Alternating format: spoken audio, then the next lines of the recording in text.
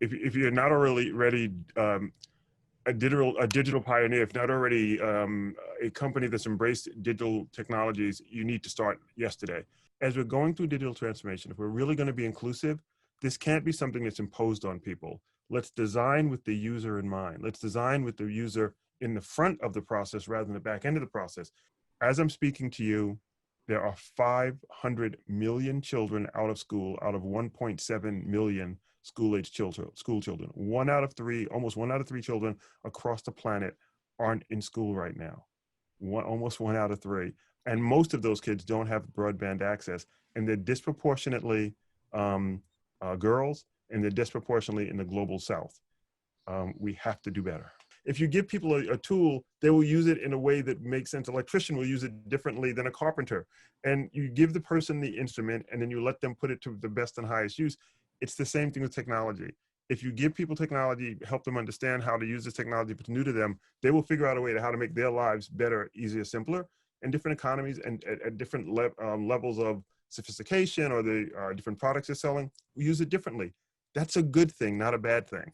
How can we make sure this digital transformation remains human-centric, remain ethical, and also keep the sustainable development goals for everybody in mind?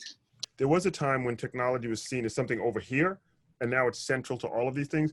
You simply cannot reduce pollution without using, you simply can't get more people access to water. You simply cannot reduce poverty without incorporating technology as part of the system. It's a shame that it took a pandemic to get the rest of the world as focused as it should be. But the reality is the world is as focused for the first time. We have the opportunity, those of us who care about this, of connecting the entire world, have an opportunity the next 2 or 3 years to really make a dent in that 3 billion, but also to, as we talked about earlier, that 4 billion is a number that's not really real. There are people who connect to the internet, but minimally connected to the internet. So we have an opportunity to see something really profound happen. And we need to make sure that we keep the internet open and democratic and usable, and that it's a force for empowerment and for people to be their best selves, as opposed to a tool of oppression and surveillance and degradation.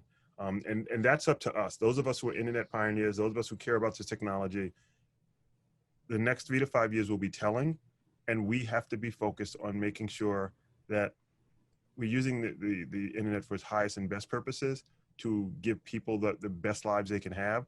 And if we're not careful, we could lose that dream.